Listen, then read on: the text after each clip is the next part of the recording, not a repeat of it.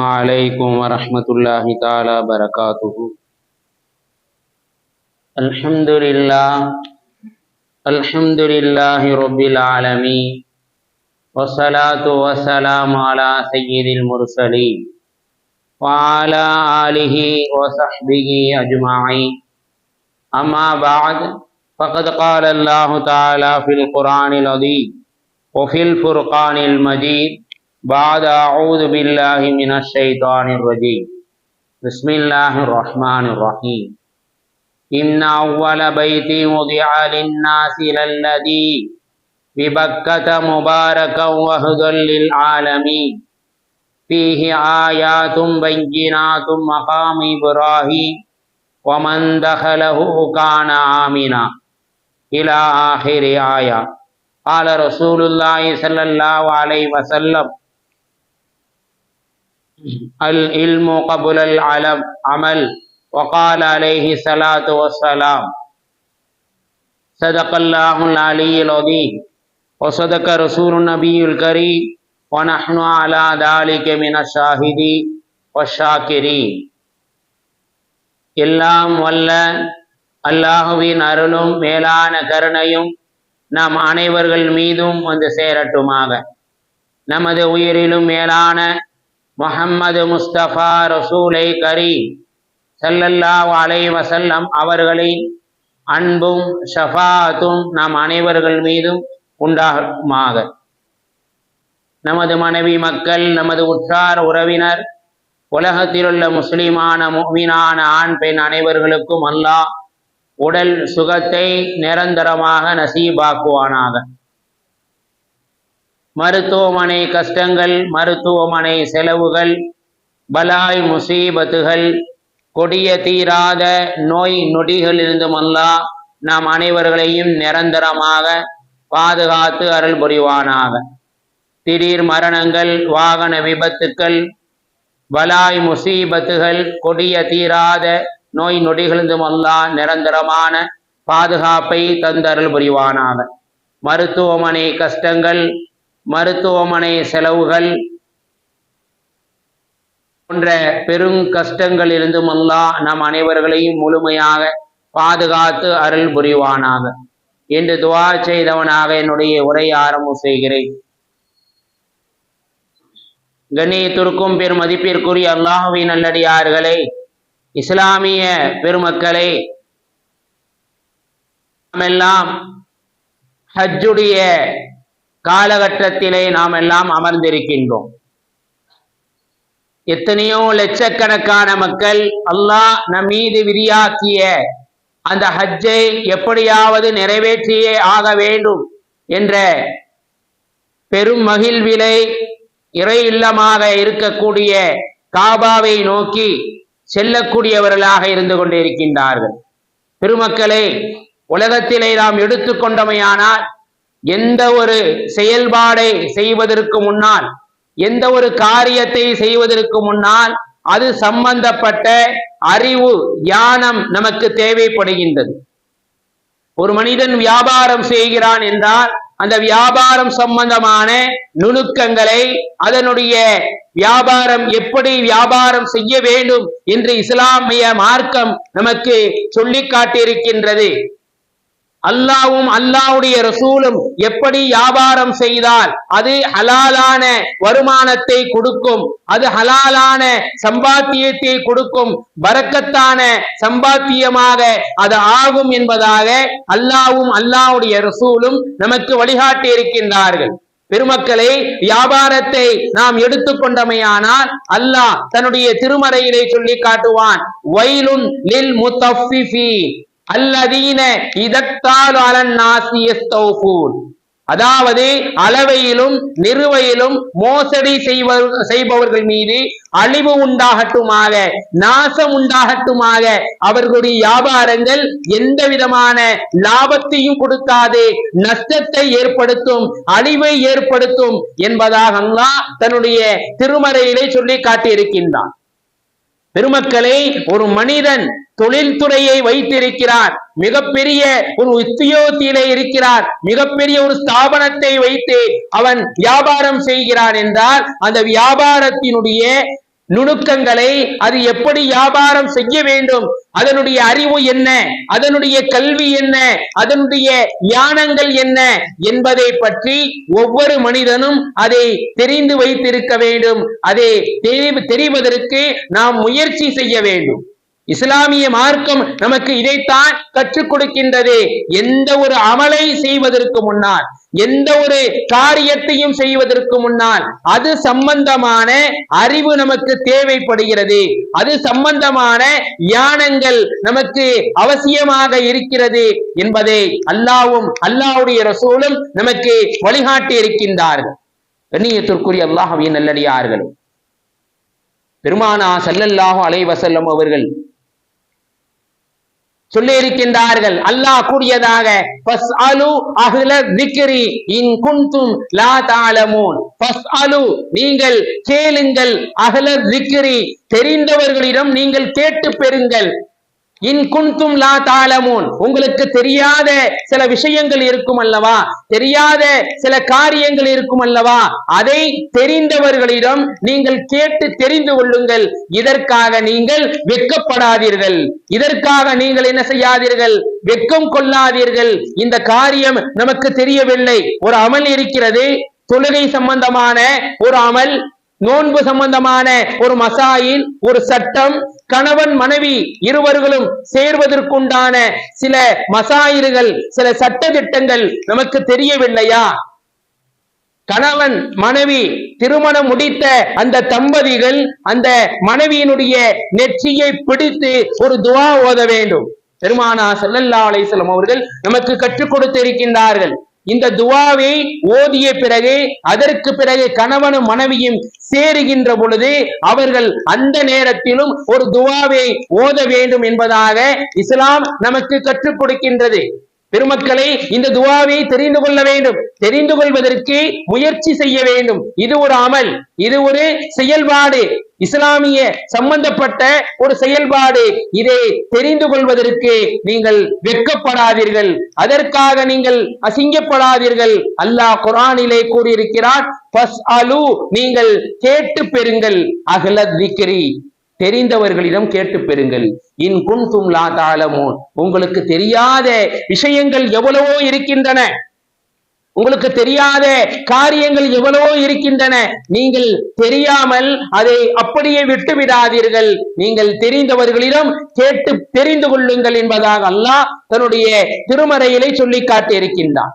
கண்ணியத்திற்குரிய அல்லாஹ்வின் நல்லடியார்களே, நாம் உதாரணத்துக்கு ஒவ்வொரு விஷயங்களையும் எடுத்துக் கொள்ளலாம்.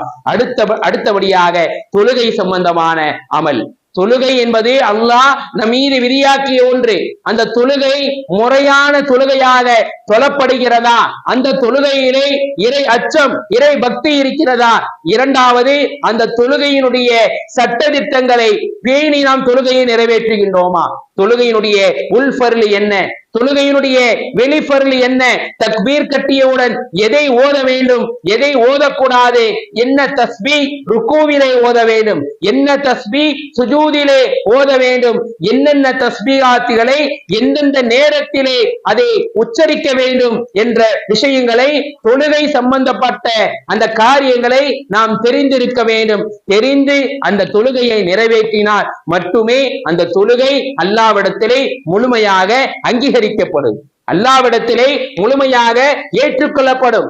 வெறுமன நாம் தொழுகை சம்பந்தப்பட்ட அந்த சுன்னத்தான காரியங்கள், தொழுகையினுடைய உள்ஃபர்லுகள், வெளிஃபர்லுகள், இதை பேணாமல் நாம் தொழுகையை நிறைவேற்றினோம் என்றால், ஃபாத்திஹா சூரா, துணை சூரா, இதை ஓதாமல் நம்முடைய தொழுகை இருந்தது என்றால் அந்த தொழுகை அல்லாஹ்விடத்திலே கபூல் செய்யப்படாது. குறையோடு அந்த தொழுகை அல்லாஹ்விடத்திலே ஏற்றுக்கொள்ளப்படும் என்பதாக பெருமானா ஸல்லல்லாஹு அலைஹி வஸல்லம் அவர்கள் நமக்கு சொல்லி இருக்கின்றார்கள். பெருமக்களை, தொழுகை சம்பந்தப்பட்ட மசாயில்கள், சட்ட திட்டங்கள் எவ்வளவோ சொல்லப்பட்டு இருக்கிறது, ஹதீஸிலே இருக்கிறது, அல்லாஹ் குர்ஆனிலே கூறியிருக்கிறார். எந்த அளவுக்கு என்றால், ஒளு செய்வது எவ்வளவு பெரிய ஒரு அமல். அந்த ஒளு செய்யக்கூடிய விஷயத்திலே அல்லாஹ் கூறுகிறார், பரலான உறுப்புகளை நீங்கள் முழுமையாக நீங்கள் என்ன செய்ய வேண்டும், தொழுகைக்கு ஆஜராகிவிட்டால் முழுமையாக அந்த பரலான உறுப்புகளை கழுவ வேண்டும். ஒரு நெகம் அளவுக்கு உங்களுடைய உறுப்புகள் கழுவப்படாமல் இருந்தால் அந்த ஒது உங்களுடைய ஒழு ஏற்றுக்கொள்ளப்படாது, கபுல் செய்யப்படாது. ஒழு ஏற்றுக்கொள்ளப்படவில்லை என்றால் உங்களுடைய தொழுகையும் ஏற்றுக்கொள்ளப்படாது. ஒழு குறையோடு இருந்தால், ஒழுவை அரைகுறையாக நீங்கள் செய்திருந்தால் உங்களுடைய தொழுகை கபுல் செய்யப்படாது, ஏற்றுக்கொள்ளப்படாது. தொழுகை ஏற்றுக்கொள்ளப்படவில்லை என்றால் உங்களுக்கு கிடைக்கக்கூடிய அந்த கூலி கிடைக்காது என்பதே எவ்வித சந்தேகமும் இல்லை என்பதை நம் ஹதீஸிலே காண முடிகின்றது.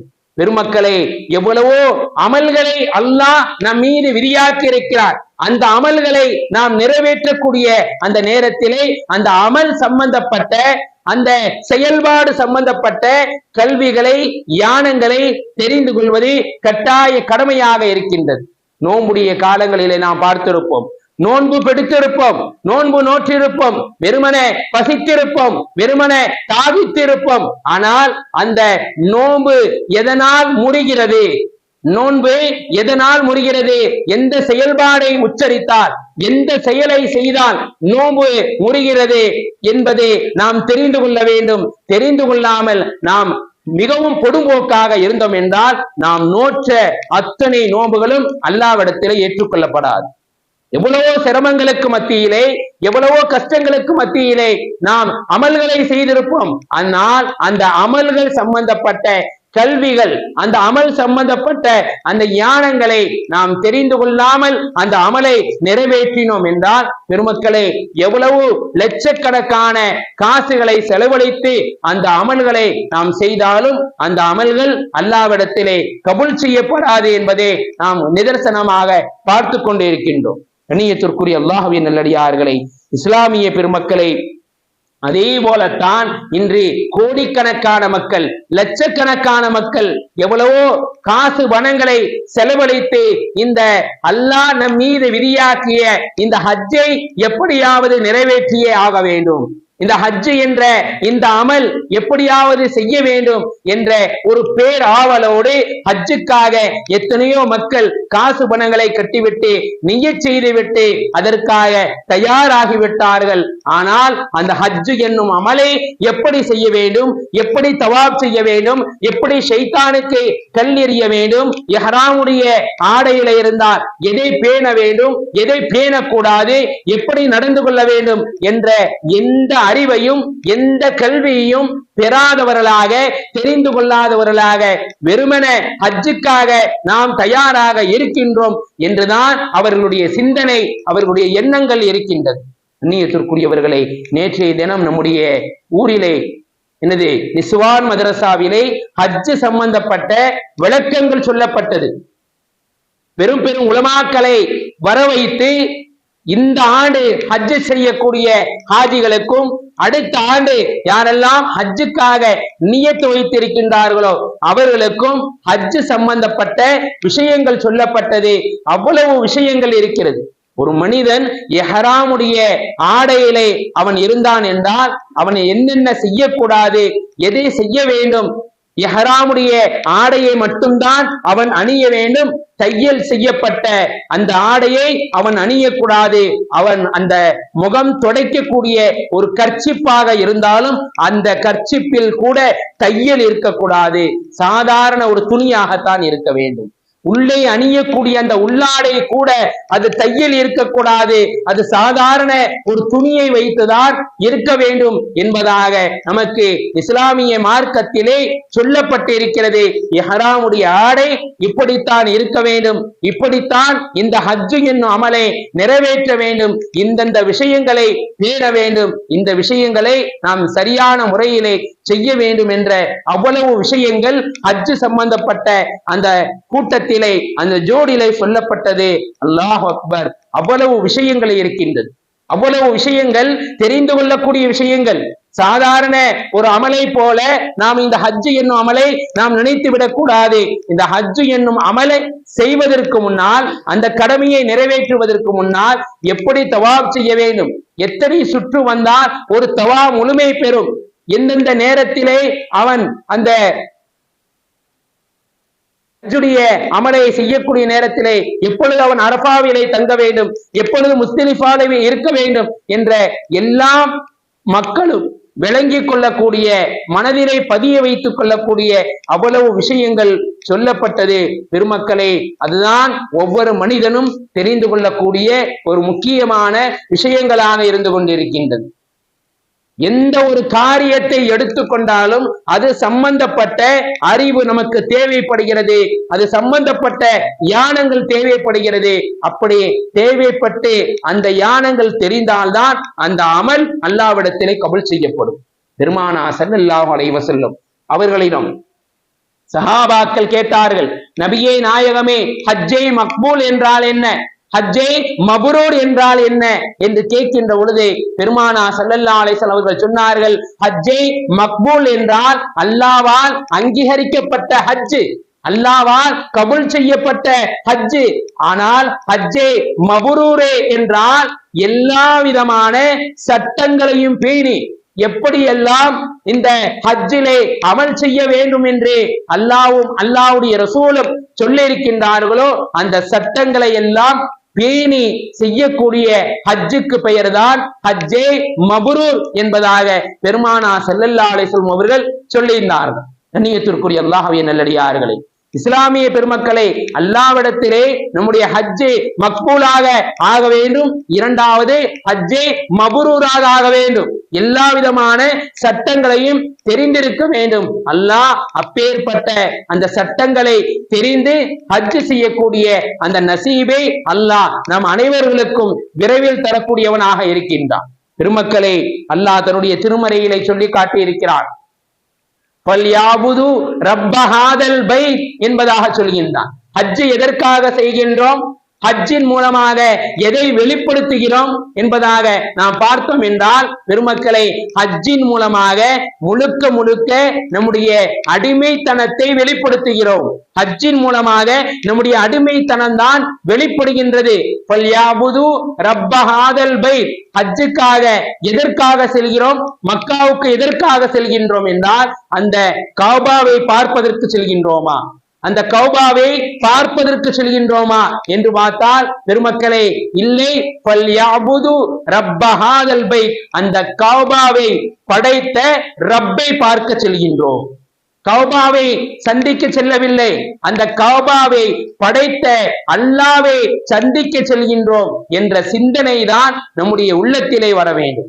பெருமக்களே, அல்லாஹ் சொல்லக்கூடிய ஒன்று, அந்த கஅபாவை நீங்கள் என்ன செய்யுங்கள், வலம் வருங்கள், தவாப் செய்யுங்கள். இது அல்லாஹ்வுடைய கட்டளை. அந்த கஅபா ஒரு கருங்கல், பார்ப்பதற்கு கருப்பு திரை போடப்பட்டு மூடப்பட்டிருக்கும். வெறுமன அப்படியே கஅபா கருங்கல்லாக கருப்பு திரை போடப்பட்டு மூடப்பட்டிருக்கும். இந்த கஅபாவை நீங்கள் வலம் வருங்கள், தவாப் செய்யுங்கள் என்பதாக அல்லாஹ் கட்டளை பிறப்பிக்கிறார். அல்லாஹ் என்ன செய்கிறான், ஆணையிடுகிறான். உடனே ஆணையிட்ட உடனே மக்கள், லட்சக்கணக்கான மக்கள், அல்லாஹ் சொல்லிவிட்டான், அல்லாஹ் இந்த கஅபாவை வலம் வர சொல்லிவிட்டான், நாம் உடனே இந்த கஅபாவை வலம் வர வேண்டும், இந்த கஅபாவை தவாப் செய்ய வேண்டும் என்பதாக உடனே அல்லாஹ்வுடைய சொல்லுக்கு கட்டுப்படுகின்றோம் அல்லவா. அதுதான் அடிமைத்தனம். ஹஜ் என்பது முழுக்க முழுக்க நம்முடைய அடிமைத்தனத்தை வெளிப்படுத்துவதற்கு சமம் என்பதை நாம் ஹதீஸிலே காண முடிகின்றது. பெருமக்களே, ஏதோ கஅபாவை நாம் தொடுகிறோம், கஅபாவை முத்தமிடுகின்றோம் என்பதாக நாம் நினைக்கின்றோம். அவன் கஅபாவை தொடுகின்ற பொழுது அல்லாஹ்வை தொடுகின்றான். அந்த கஅபாவை முத்தமிடுகின்ற பொழுது அல்லாஹ்வை முத்தமிடுகிறான். அந்த கஅபாவை பார்க்கின்ற பொழுது அல்லாஹ்வை பார்க்கிறான். அல்லாஹ் அவனுடைய அந்த உள்ளத்தினை பதிய வைக்கின்றான், நீ என்னை தான் பார்க்கிறாய், நீ என்னதான் தொடுகிறாய் என்ற சிந்தனை அந்த மனிதனுக்கு வர வேண்டும் என்ற ஒரே எண்ணத்திற்காக வேண்டிதான் அல்லாஹ் என்ன செய்கிறான், கஅபாவை நீங்கள் வலம் வாருங்கள், கஅபாவை நீங்கள் தவாப் செய்யுங்கள் என்பதாக அல்லாஹ் கட்டளை பிறப்பிக்கின்றானே தவிர நாம் அல்லாஹ்வை சந்திக்க செல்கின்றோம், அந்த கஅபாவை பார்க்க இல்லை என்பதை நம்முடைய மனதிலே பதிய வைக்க வேண்டும்.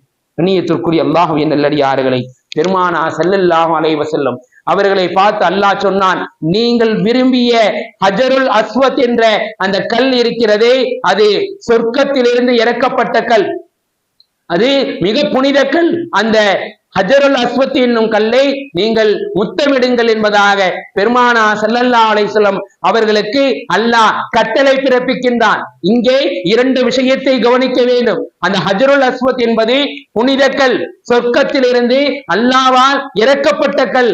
இரண்டாவது, இதை நீங்கள் முத்தமிடுங்கள், இது என்னுடைய கட்டளை, இது என்னுடைய ஆணை என்பதை அல்லாஹ் அந்த நேரத்திலே சொல்லி காட்டுகின்றான். பெருமானா ஸல்லல்லாஹு அலைஹி வஸல்லம் அவர்கள் ஹஜ்ஜுக்காக வருகின்ற பொழுது கண்களிலே கண்ணீரை வடித்தவர்களாக வந்தார்கள். கௌபாவிற்குள்ளே நுழைகின்றார்கள், அழுகின்றார்கள். ஹஜருல் அஸ்வத் என்னும் கல்லுக்கு அருகாமையிலே வருகின்ற பொழுது அழுகின்றார்கள். அவர்கள் அழுகையை அடக்கி கொண்டே வருகின்றார்கள். அழாமல் இருக்க முடியவில்லை, ஆனால் அழகும் செய்கின்றார்கள், அழுகையை அடக்கி கொண்டிருக்கின்றார்கள். அந்த ஹஜருல் அஸ்வத் என்னும் கல்லை பார்த்தவுடனே அவர்களுக்கு அழுகை என்னது வீறிட்டு ஆரம்பித்து விட்டது. ஹஜ்ரத் உமர் ரலியல்லாஹு தஆலா அவர்கள் கேட்டார்கள், நபியே நாயகமே, சொர்க்கத்தின் பற்றி நரகத்தை பற்றி பேசுகின்ற பொழுது கூட இவ்வளவு கண்ணீரை நீங்கள் வடிக்கவில்லையே, ஏன் இந்த இடம் வந்தவுடன் நீங்கள் அழுகின்றீர்கள் என்று கேட்கின்ற பொழுது பெருமானா ஸல்லல்லாஹு அலைஹி வஸல்லம் அவர்கள் சொன்னார்கள், இந்த இடத்திலே எல்லாவற்றையும் கொட்டி தீர்க்க வேண்டும் என்று அல்லாஹ் எனக்கு கட்டளை பிறப்பித்திருக்கிறார். என்னவெல்லாம் கேட்க வேண்டுமோ, என்னவெல்லாம் நாட்டங்கள் கோரிக்கைகள் இருக்கிறதோ எல்லாவற்றையும் இந்த இடத்திலிருந்து நீங்கள் கேட்டு பெற்றுக் கொள்ளுங்கள் என்பதாக அல்லாஹ் சொல்லி இருக்கிறார். இது அழ வேண்டிய இடம், ஆகையால் நான் அழுது கொண்டு இருக்கின்றேன் என்பதாக பெருமானா ஸல்லல்லாஹு அலைஹி வஸல்லம் அவர்கள் அந்த நேரத்திலே சொன்னார்கள். என்றால் பெருமக்களே, அந்த ஹஜ்ஜு என்னும் அமல் எவ்வளவு புனித அமல் என்பதை நாம் இந்த நேரத்திலே வழங்க வேண்டும். இமாம் ஷா வலியுல்லாஹ் ரஹ்மத்துல்லாஹி அவர்கள் சொன்னார்கள், ஒரு மனிதன் அல்லாஹ்வின் மீது அளவு கடந்த பிரியம் இருக்கிறது என்றால் அந்த பிரியத்திற்கு அல்லாஹ் ஒரு வடிவத்தை கொடுத்து அந்த வடிவத்தை நீ வணங்க வேண்டும், ஒரு உருவத்தை கொடுத்து அதை நீ வணங்க வேண்டும், அதன் மூலமாக அல்லாஹ்வுடைய சிந்தனை உனக்கு இருக்க வேண்டும் என்பதாகத்தான் அல்லாஹ் இந்த கௌபாவை படைத்து இந்த கௌபாவை நீ வலம் வர வேண்டும், தவாப் செய்ய வேண்டும். இந்த கௌபாவுக்கு உள்ளே அல்லாஹ்வுடைய ரஹ்மத், அல்லாஹ்வுடைய பரக்கத் இறங்குகிறது. ஆகையால் இந்த கௌபாவை பார்த்தாலே நீ நன்மை உனக்கு எழுதப்படும். கௌபாவை பார்த்தால் எப்படி நன்மை எழுதப்படும்? அல்லாஹ் சொல்லி இருக்கிறானே, கௌபாவை பார்த்தாலே போதும் நன்மை உங்களுக்கு வந்து கொண்டே எழுதப்பட்டு கொண்டே இருக்கும் என்றால் பெருமக்களே, என்ன காரணம் என்றால் அந்த கௌபாவுக்கு உள்ளேயும் வெளியேயும் அல்லாஹ்வுடைய ரஹ்மத் இறங்கி கொண்டிருக்கிறது, அல்லாஹ்வுடைய பரக்கத்தும் அல்லாஹ்வுடைய சலாமத்தும் இறங்கி கொண்டிருக்கிறது. அதன் காரணமாகத்தான் கௌபாவை பார்த்தாலே உனக்கு நன்மை என்பதாக பெருமானா ஸல்லல்லாஹு அலைஹி வஸல்லம் அவர்கள் நமக்கு சொல்லி இருக்கின்றார்கள். பெருமக்களே, அல்லாஹ் தன்னுடைய திருமறையிலே சொல்லி காட்டியிருக்கிறார், இன்ன ஸஃபா வல் மர்வத மின் ஷஆயிரில்லாஹ். அல்லாஹ்வால் கண்ணியப்படுத்தப்பட்ட அல்லாஹ்வுடைய அடையாள சின்னங்கள் அந்த மக்கமா நகரத்திலே இருக்கிறது. அதை நீங்கள் கண்ணியப்படுத்துங்கள். சஃபா என்ற அந்த மலை இருக்கிறது, மருவா என்ற அந்த மலை இருக்கிறது.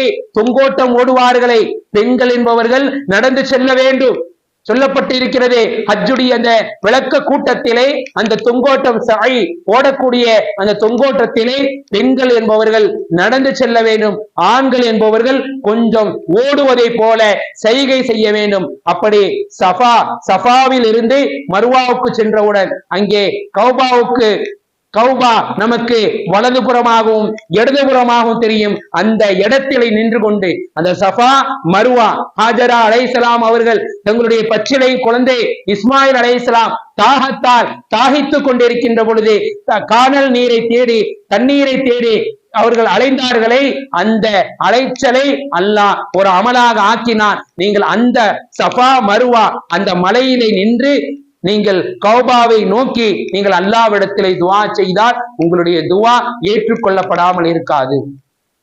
உங்களுடைய உள்ளத்திலே கெட்ட எண்ணங்கள் வந்து விடக்கூடாது.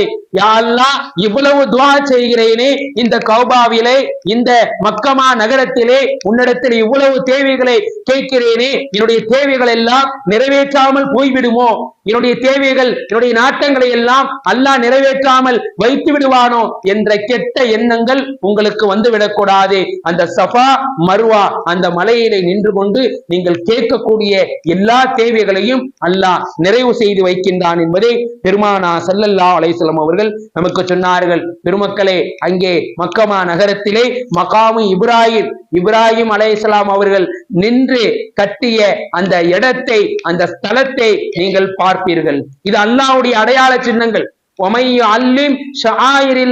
அல்லாஹ்வால் கண்ணியப்படுத்தப்பட்ட அந்த சின்னங்கள், அதை நீங்கள் என்ன செய்ய வேண்டும்? கண்ணியப்படுத்த வேண்டும், அதை நீங்கள் மரியாதை செய்ய வேண்டும் என்பதாக அல்லாஹ் கட்டளை பிறப்பிக்கின்றான். அல்லாஹ்வுடைய கட்டளையை நாம் முழுமையாக அங்கே செய்கின்ற பொழுது முழுமையான ஒரு அடிமைத்தனத்தை வெளிப்படுத்துகிறோம். அதுதான் ஹஜ் என்பதை நாம் விளங்கிக் கொள்ள முடிகின்றது. பெருமக்களே, அதற்கு அடுத்தபடியாக ஜம்ஜமுடைய நீர் இருக்கிறது, அரஃபாவுடைய இடம், இதுவெல்லாம் அல்லாஹ்வுடைய அடையாள சின்னங்கள். அதை பார்க்கக்கூடிய, அதை சந்திக்கக்கூடிய ஒரு நசீபை, ஒரு பாக்கியத்தை அல்லாஹ் என்ன செய்கிறான்? ஹாஜிகளுக்கு கொடுக்கின்றான். ஒரு மனிதன் எப்படி அவன் ஹஜ்ஜுக்கு செல்ல வேண்டும் என்றால், ஒரு மனிதன் இறந்து விட்டால், வஃபாத் ஆகிவிட்டால் அவனை கஃன் செய்து அவனை தூக்கி செல்வார்கள். எல்லாவற்றையும் விட்டு செல்வார். அவனுடைய குடும்பம், அவனுடைய வியாபாரம், அவனுடைய தொழில்துறை வஃபாத் ஆகிவிட்டால் எல்லாம் முடிந்துவிடும். அவனுடைய அமல் மட்டும்தான் செல்லும். ஒரு மையத்தை எப்படி கபர்ஸ்தானுக்கு போகின்றதோ அதே போலத்தான் ஒரு ஹஜ் செய்யக்கூடிய ஒரு ஹாஜி என்பவர் தன்னுடைய பொருளாதாரம், தன்னுடைய மனைவி மக்கள், தன்னுடைய வியாபாரங்கள் எல்லாவற்றையும் விட்டு இஹ்ராமுடைய ஆடையை அணிந்து கொண்டு, யா அல்லாஹ், இந்த ஆடை கலட்டுகின்ற வரை நான் எதிலையும் ஈடுபட மாட்டேன். என்னுடைய மனைவியை கூட நான் தொடமாட்டேன். என்னுடைய மனைவியின் கூட இச்சையோடு பார்க்க மாட்டேன். கெட்ட வார்த்தைகளை பேச மாட்டேன். நல்ல அமல்களை மட்டும்தான் செய்வேன் என்ற ஒரு மையத்தை போல இஹ்ராமுடைய ஆடையை அணிந்து ஒரு ஹாஜி ஹஜ்ஜுக்கு செல்ல வேண்டும். எல்லாவற்றையும் தொடர்ந்து செல்ல வேண்டும் என்பதை பெருமானா ஸல்லல்லாஹு அலைஹி வஸல்லம் அவர்கள் நமக்கு சொல்லி இருக்கின்றார்கள். கண்ணியத்திற்குரிய அல்லாஹ்வின் நல்லடியார்களே, இஸ்லாமிய பெருமக்களே, அப்பேற்பட்ட இந்த ஹஜ்ஜை மீடியாக்களால் நாசமாக்கிவிடக் கூடாது. அந்த ஹஜ்ஜை செய்யக்கூடிய அந்த தருணத்திலே, அமல்கள் செய்யக்கூடிய அந்த காரியத்திலே நாம் செல்ஃப் எடுத்துக்கொண்டு, போட்டோ எடுத்துக்கொண்டு நாம் நம்முடைய அந்த உருவங்களை நாம் சமூக வலைதளங்களிலே பரப்பிவிட்டோம் என்றால், பெருமக்களை, அல்லாஹ்வுக்காக வேண்டிதான் இந்த அமலை செய்கின்றோம் என்ற விஷயத்தில் இருந்து நாம் விடுபட்டு போயிடுவோம். ஆகையால் நாம் ஹஜ் செய்யக்கூடிய அந்த காலகட்டத்திலே மீடியாக்களுக்கு நாம் அடிமையாக ஆகிவிடக் கூடாது. பெருமக்களை, அப்பேற்பட்ட இந்த அமல் செய்வதற்கு எவ்வளவோ பொருளாதாரங்களை கொடுத்து அந்த ஹஜ்ஜுக்காக காசை கட்டுகின்றோம். ஆனால் ஒரு சில காரணங்களாக, ஒரு சில மனிதர்களின் காரணமாக, ஒரு சில கூட்டத்தார்களின் காரணமாக அந்த ஹஜ்ஜை செய்ய முடியாத ஒரு சூழ்நிலைக்கு மக்கள் தள்ளப்பட்டு வருகின்றார்கள். பெருமக்களை, ஏஜெண்டாக இருக்கக்கூடியவர்கள், அந்த ஹஜ்ஜுக்காக ஆள் எடுக்கக்கூடியவர்கள் அதை சேவையாக செய்ய வேண்டுமே தவிர அதை பிசினஸாக ஆக்கிவிடக்கூடாது, அதை வியாபாரமாக ஆக்கிவிடக்கூடாது. இஸ்லாமிய மார்க்கத்திலே சொல்லப்பட்ட ஒன்று, ஒரு மனிதன் ஜகாத் வசூலிக்கின்றான் என்றால் ஜகாத் வசூலிக்கக்கூடிய அந்த மனிதனுக்கு நீங்கள் என்ன செய்யுங்கள்? ஒரு சம்பளத்தை கொடுங்கள் என்பதாக மார்க்கம் சொல்லி இருக்கிறது. அவன் ஜகாத்தை வசூலிக்கக்கூடியவனாக இருக்கிறார். ஆகையால் ஜகாத்துடைய பொருளாதாரத்திலிருந்து அவனுக்கு கொடுங்கள் என்பதாக அல்லாஹ் குர்ஆனிலே சொல்லி இருக்கிறார். அதே போல ஒரு பள்ளியிலே இமாமாக, உஸ்தாதாக இருந்து பணியாற்றக்கூடிய அவர் நேரம் கொடுத்து பணியாற்றக்கூடியவராக இருக்கக்கூடிய சூழ்நிலையிலே அவருக்கு என்ன செய்யலாம்? ஒரு சம்பளத்தை கொடுக்கலாம் என்பதாக மார்க்கம் நமக்கு சொல்லப்பட்டு இருக்கிறது. இப்படி அனாதைகளை பராமரிக்கின்றார் ஒருவர். அனாதைகளை ஒரு கார்டனாக இருந்து பொருளாதாரத்தை வைத்து அவரை பாதுகாக்கின்றார் என்றால் அவருக்கு என்ன செய்யலாம்? அவர் விரும்பினால் என்ன செய்யலாம்? அதிலிருந்து ஒரு பகுதியை எடுத்துக் கொள்ளலாம். ஆனால் இந்த ஹஜ் சம்பந்தப்பட்ட விஷயங்களில் இதை ஒரு சேவையாக நாம் செய்ய வேண்டுமே தவிர ஒரு வியாபாரமாக, ஒரு பிசினஸாக இந்த ஹஜ்ஜுடைய ஏஜென்ட்கள் இதை செய்யக்கூடாது. இது செய்வதே மிகப்பெரிய ஒரு நாசத்திற்கு ஆக்கிவிடும் என்பதிலே எவ்வித சந்தேகம் இல்லை. பெருமக்களை, அப்பேற்பட்ட ஒரு புனித ஒரு அமல் இந்த ஹஜ்ஜுடைய அமல். நாம் உழைத்து சாப்பிட வேண்டும். நம்முடைய வியர்வை நம்முடைய பூமியிலே விழுந்து அந்த காசு இருக்கிறதே, அதுதான் நமக்கு ஹலாலாக இருக்கின்றது. பெருமானா ஸல்லல்லாஹு அலைஹி வஸல்லம் அவர்கள் சொன்னார்கள், உலகத்திலேயே நல்ல உணவு எது தெரியுமா? நல்ல ஹலாலான உணவு எது தெரியுமா? நம்முடைய உழைத்து நம்முடைய வியர்வை பூமியிலே சிந்தக்கூடிய நேரத்திலே அதுதான் ஹலாலான உணவு. அந்த உணவை கொண்டு நீங்கள், அந்த வருமானத்தை கொண்டு நீங்கள் ஹஜ்ஜுக்கு செல்லுங்கள். அந்த வருமானத்தை கொண்டு உங்களுடைய பிள்ளைகளுக்கு பீசு கட்டுங்கள். அந்த வருமானத்தை கொண்டு நீங்கள் ஹஜ்ஜுக்கு செல்லுங்களே தவிர இந்த ஏஜென்டின் மூலமாக இந்த வியாபாரத்தை வைத்து இந்த ஏஜென்ட் ஹஜ்ஜுடைய இந்த டிராவல்ஸை வச்சு நீங்கள் என்ன செய்யாதீர்கள், சம்பாதிக்காதீர்கள், இதை பிசினஸாக ஆக்காதீர்கள் என்பதிலே நாம் கவனமாக இருக்க வேண்டும். பெருமக்களே, தாவூத் அலைஹிஸ்ஸலாம் அவர்களை பற்றி ஹதீஸிலே சொல்லப்பட்டு இருக்கிறது. 1,24,000 நபிமார்களில் தாவூத் அலைஹிஸ்ஸலாம் அவர்களை பற்றி பெருமானார் ஸல்லல்லாஹு அலைஹி வஸல்லம் அவர்கள் சொன்னார்கள், அவர்கள் உலகத்திலே வாழக்கூடிய காலகட்டத்திலே உழைத்து அவர்கள் சட்டைகளை தைத்து அதன் மூலமாக தங்களுடைய வருமானத்தை கழித்திருக்கின்றார்கள். சகாபாக்கள் கேட்டார்கள், நபியே நாயகமே, உலகத்தில் எத்தனை நபிமார்கள் வந்து சென்றார்கள், ஆனால் குறிப்பிட்டு தாவூத் அலைஹிஸ்ஸலாம் அவர்களை சொல்ல காரணம் என்ன என்று கேட்கின்ற பொழுது, தாவூத் அலைஹிஸ்ஸலாம் ஒரு அரசராக இருந்தார்கள். ஒரு அரசராக, ஒரு ஜனாதிபதியாக, ஒரு நாட்டின் தலைவராக இருந்தார்கள். அவர்கள் நினைத்திருந்தால் அவர்கள் என்ன செய்யலாம், அந்த நாட்டின் பிரதமருக்கோ அந்த நாட்டின் அமைச்சருக்கோ அந்த அரசாங்கத்திலிருந்து ஊதியம் எடுத்துக் கொள்வது ஆகுமாக்கப்பட்டது. ஆனால் அவர்கள் அதை விரும்பவில்லை. என்ன செய்தார்கள், உழைத்து சாப்பிட்டார்கள், வியர்வை சிந்தி அவர்கள் உழைத்தார்கள் என்பதே பெருமானார் ஸல்லல்லாஹு அலைஹி வஸல்லம் அவர்கள் சகாபாக்களுக்கு சொன்னார்கள். ஆக பெருமக்களே, நம்முடைய ஹஜ்ஜு செய்யக்கூடிய இந்த அமல், நம்முடைய வருமானம் ஹலாலான வருமானத்திலே ஹஜ்ஜுக்கு செல்ல வேண்டும். ஹராமான அந்த எந்த ஒரு காசும் நம்முடைய அமலிலே கலந்துவிடக் கூடாது. பேர்பட்ட ஹஜ்ஜினுடைய வழிகாட்டுதலை நீங்கள் அவசியம் தெரிந்து கொள்ள வேண்டும். தெரிந்து கொள்வதற்கு முயற்சி செய்ய வேண்டும். அல்லாஹ் நம் அனைவர்களுக்கும் ஹஜ்ஜு செய்யக்கூடிய நசீபை, பாக்கியத்தை, வாய்ப்பை வல்ல நாயன் விரைவில் தந்தருள் புரிவானாக. வாஹிர் தவ்ஆனா அல்ஹம்துலில்லாஹி ரப்பில் ஆலமீன். அஸ்ஸலாமு அலைக்கும் வரஹ்மத்துல்லாஹி தஆலா பரகாத்துஹு.